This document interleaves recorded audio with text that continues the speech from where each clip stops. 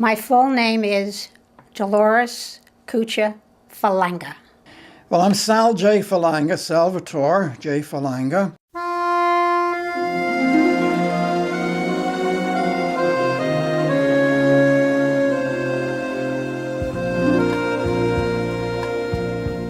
I have but one heart. This heart I bring you. I have but one heart to share with you. I have but one dream that I can cling to. You are the one dream I pray comes true. My parents lived on 72nd Street in New York City. There was a movie theater across the way, and Dolores Del Rio was in a film, and that's how I was named. I was named after the actress. I was born June 23rd, 1927. I was born in New York City. And strangely enough, I was delivered by a midwife who put the wrong date down on the birth certificate. I was born on 4/10/28 in New York City. I was born in the area known as Hell's Kitchen. It was a fully Irish neighborhood. I've never really established why it was known as Hell's Kitchen, except that I know there was one mob there that handled robbery and that sort of thing, hijacking.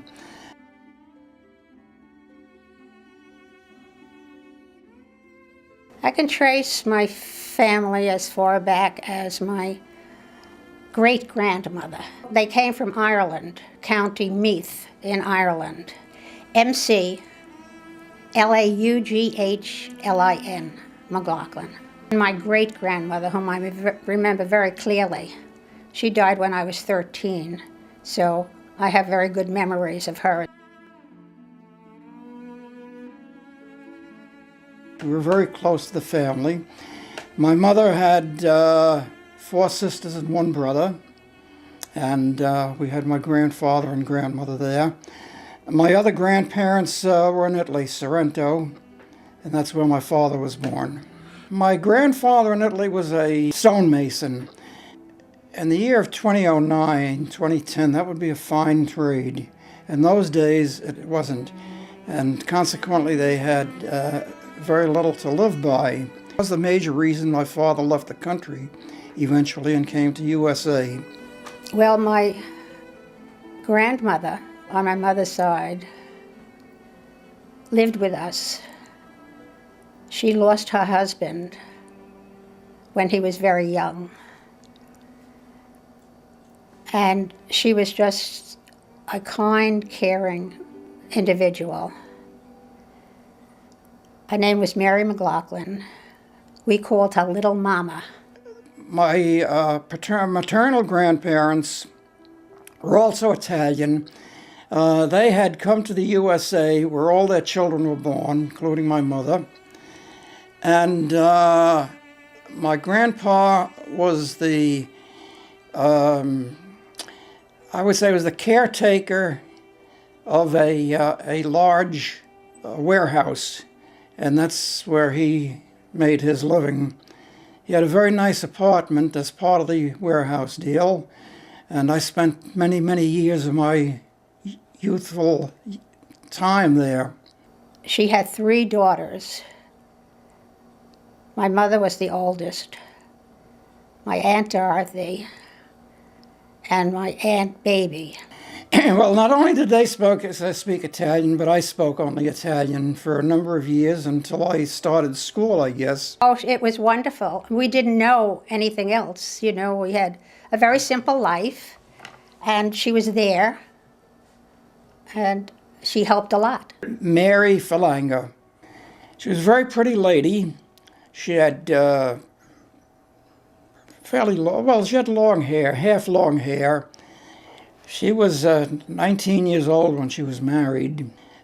She was the oldest of 4 sisters and 1 brother. She and her sisters and her brother had very little in the way of education. So my mother did go to work. I think she worked for a company named Miners, which was in the textile business. She made an effect on people. She spoke well, and she was very well liked. She was very easygoing. She was a great mother, very easygoing. She was insistent on her children treating themselves or handling themselves very honorably, as was my father, and they were great parents. She didn't sing professionally, but she loved to sing and had a lovely voice in those days, and could be heard for many streets away from where we lived. My mother's full name was Edna May Cucci. She was such a wonderful person. She was very devoted to her family. She always had kind words for us and gave us permission to do really most anything that we wanted because we were good girls. The values I got from my mother is to be honest and kind and do the best you can in life.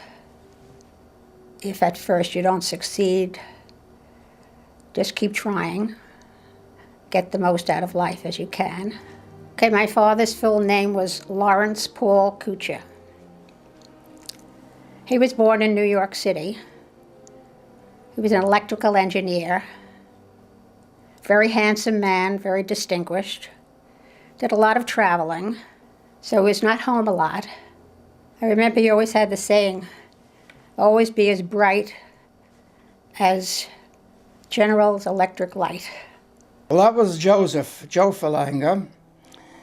What did he look like? Well, when I got to know her a little better, I think he was starting to get bald. And he was a good-looking guy. He came to the United States in 1927, so he would have been 27 years old. He was a very hard and ambitious worker. He was tall, very handsome, had a mustache, always wore a hat, a fedora. And I remember he wore spats. I don't know if anybody remembers spats, but he put them on his shoes. And always well-dressed. When he came into the country, he took a few jobs in the area. Eventually, he latched on to a paisano who owned a grocery and meat business. My father worked for his uncle's business. It was the Rayo Electric Company. Eventually, the lady's brother in that family taught him to handle the meat business. And so that became my father's trade and his occupation all these years in the U.S.